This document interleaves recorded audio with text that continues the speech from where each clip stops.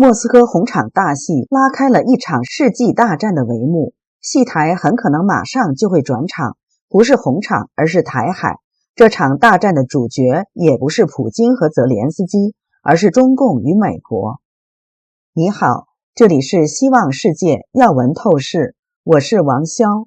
习近平5月7号在俄罗斯报发文，在颂扬中国和苏联是二战中流砥柱的贡献后，提及台湾，说台湾回归中国是二战胜利成果和战后国际秩序的重要组成部分，还引述开罗宣言、波茨坦公告证明中国对台湾的主权，说联合国大会第2758号决议的权威性不容挑战，把中国统一说成历史大势不可阻挡。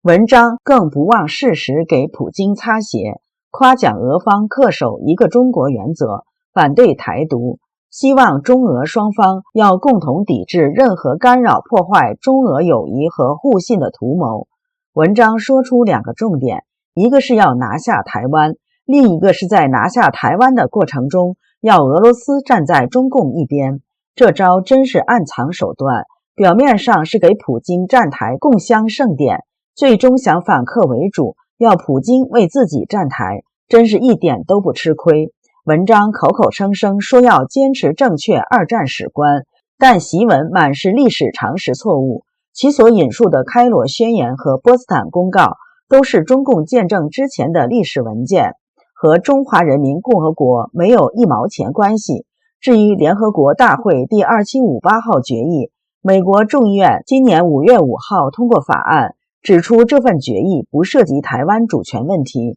这就是说，中共借习近平之名所宣称的中国对台湾的主权是美国不能认可的自言自语。檄文说的中国和苏联率先在联合国宪章上签字，来证明中共在联合国安理会的常任理事国地位，也是颠倒历史事实的胡言乱语。在联合国宪章上签字的中国是中华民国，和中共没有关系。任何人都知道，中华民国是联合国的创会国之一，中共后来挤进联合国，把世界搞得乌烟瘴气。美国南卡罗来纳大学艾肯商学院教授谢田认为，习近平这么做呢，就是想继续巩固中共政权对台湾法律主张。这个中共几十年来都是这么做的。这次呢，习近平实际上没有新意的，只是在把他原来说过的话呢重新重申了一次。至于说呢，以前的开罗宣言啊、波茨坦公告也好，这都是以前的，表明第2次世界大战以后，抗日战争之后，台湾回归中国。这个中国呢，是当时的中华民国政府。那么是谁把中共这个祸水引到国际舞台上的呢？美国总统川普一言点醒梦中人。5月4号，川普在空军1号专机上接受记者采访时直言，与中国建交是美国前总统尼克松做过的最糟糕的事情。为什么会这样呢？在川普看来，中共一直在敲诈美国，关税战只是一种小小的反击而已。追根溯源，今天的乱局是自尼克松和中共接触开始的。川普话音刚落，5月5号，美国众院通过了2项友台法案，其中台湾国际团结法案明确拒绝中共对台湾拥有主权的说法。美国民主和共和两党在这2项法案中展示出对中共立场的共识，用口头全数通过了法案。谢田解释说2758联合国大会的决议呢，它也确实并没有明确的指出台湾的地位怎么样，或者是台湾人民参与联合国事务的权利。所以这中共一直想当然的认为，你承认了中华人民共和国，那你就是把台湾这样一个分治的土地呢也属于他了。中共为了他统治的合法性一直这样声称的。但从法律的角度讲的话呢，中华民国并没有消失，仍然在台湾，原来在大陆和台湾，现在台湾仍然有效的执政。所以这个政权至少现在代表台湾人民这个政府也有他自己的民主的选举啊、军队啊、国防、外交、货币，所以呢它确实是存在的。所以这里边你可以说这个2758呢是有漏洞的。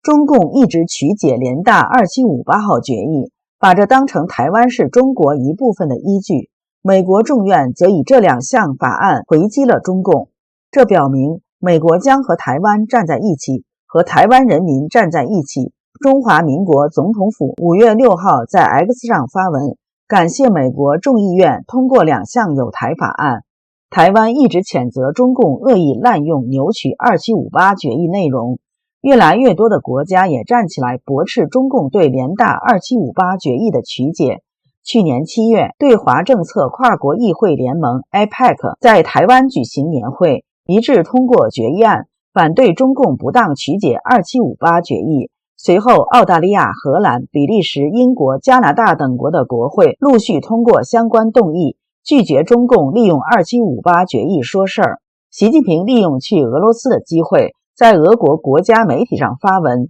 又一次重复了中共对台湾的立场，暗中藏有向美国宣战的火药味儿。另一边，美国的将领们已经坐不住了。美国驻印太司令部司令帕帕罗5月2号在亚利桑那州举行的麦凯恩研究所年度塞多纳论坛上明说，如果爆发台海冲突，美国将能够打败中共。但是他警告说，自他上任印太司令以来，中共军队的活动显著升级，针对台湾的军事施压行动暴增300%，并预演对台强制接管。如果台海局势以前是温水煮青蛙，现在则是快速沸腾，这些变化让他夜间惊醒，夜不能寐。